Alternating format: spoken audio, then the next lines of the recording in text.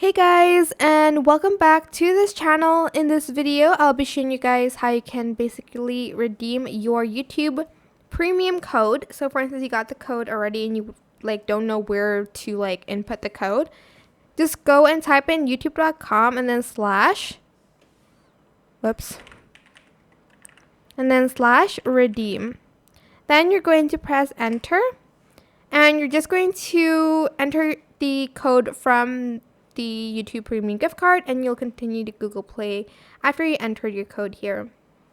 And you're just going to select next. I don't have a code, so I can't put it in.